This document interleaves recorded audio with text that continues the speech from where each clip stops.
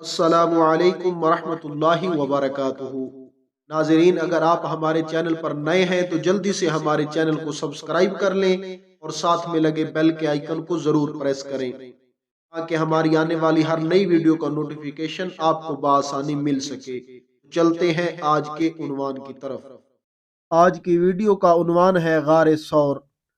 ہجرت کی رات حضور رحمت عالم صلی اللہ علیہ وآلہ وسلم اپنے دولت خانہ سے نکل کر مقام حضورہ کے پاس کھڑے ہو گئے اور بڑی حسرت کے ساتھ کعبہ مکرمہ کو دیکھا اور فرمایا کہ اے شہر مکہ، تو مجھ کو تمام دنیا سے زیادہ پیارا ہے۔ اگر میری قوم مجھ کو تجھ سے نہ نکالتی تو میں تیرے سوا اور کسی جگہ سکونت پذیر نہ ہوتا۔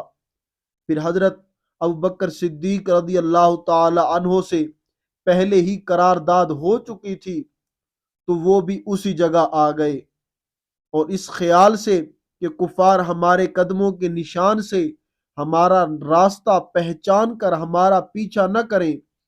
پھر یہ بھی دیکھا کہ حضور صلی اللہ علیہ وآلہ وسلم کے پائے نازک زخمی ہو گئے ہیں۔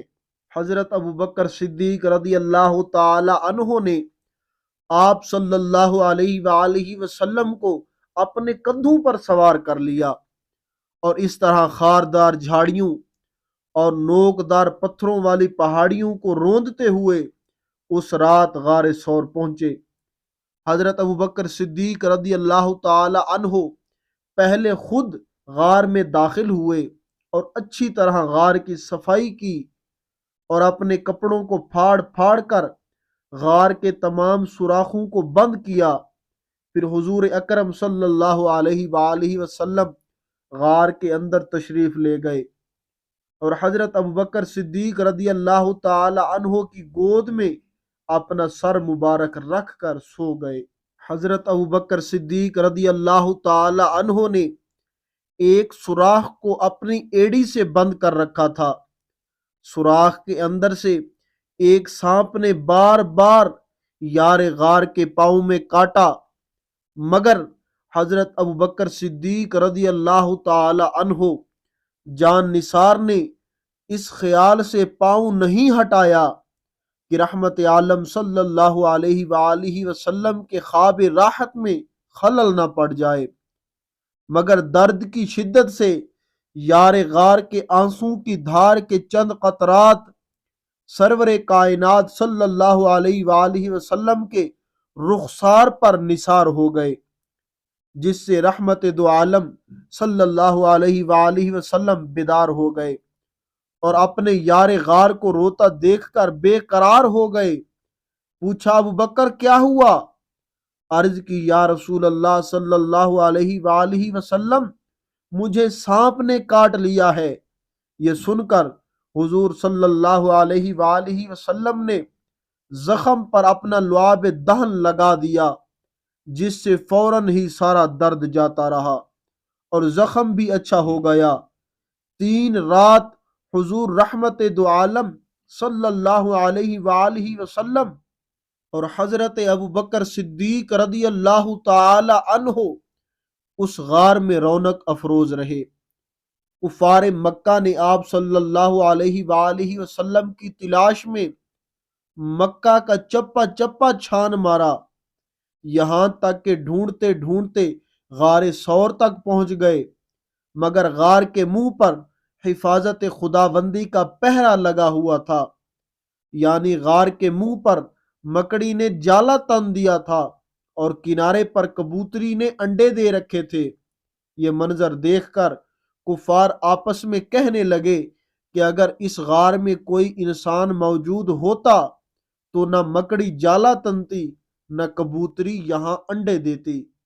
کفار مکہ کی آہٹ پا کر حضرت ابوبکر صدیق رضی اللہ تعالی عنہ کچھ گھبرائے اور عرض کیا کہ یا رسول اللہ صلی اللہ علیہ وآلہ وسلم، اب ہمارے دشمن اس قدر قریب آ گئے ہیں کہ اگر وہ اپنے قدموں پر نظر ڈالیں گے تو آپ کو دیکھ لیں گے۔ حضور علیہ الصلاۃ والسلام نے فرمایا لا تحزن ان اللہ معنا، مت گھبراؤ، خدا ہمارے ساتھ ہے۔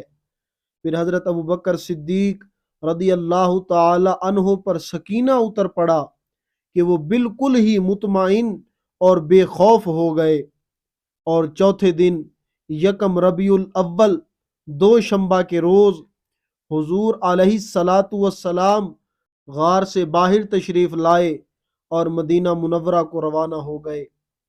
اس غار ثور کے واقعہ کو قرآن مجید نے ان لفظوں میں بیان فرمایا ہے کہ ترجمہ سماعت فرمائیں، اگر تم محبوب کی مدد نہ کرو تو بے شک اللہ نے ان کی مدد فرمائی جب کافروں کی شرارت سے انہیں باہر تشریف لے جانا ہوا، صرف 2 جان سے، جب وہ دونوں غار میں تھے، جب اپنے یار سے فرماتے تھے غم نہ کھا، بے شک اللہ ہمارے ساتھ ہے، تو اللہ نے اس پر اپنا سکینہ اتارا اور ان فوجوں سے ان کی مدد کی جو تم نے نہ دیکھیں، اور کافروں کی بات نیچے ڈالی۔ اللہ ہی کا بول بالا ہے اور اللہ غالب حکمت والا ہے۔ درس ہدایت، یہ آیت اور غار ثور کا واقعہ حضرت ابو بکر صدیق رضی اللہ تعالی عنہ کی فضیلت اور ان کی محبت و جان نثاری رسول صلی اللہ علیہ وآلہ وسلم کا وہ نشان اعظم ہے جو قیامت تک آفتاب عالم تاب کی طرح درخشاں روشن رہے گا۔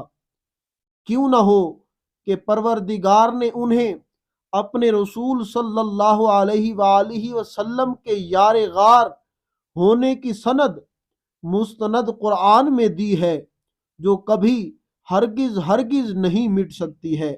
سبحان اللہ۔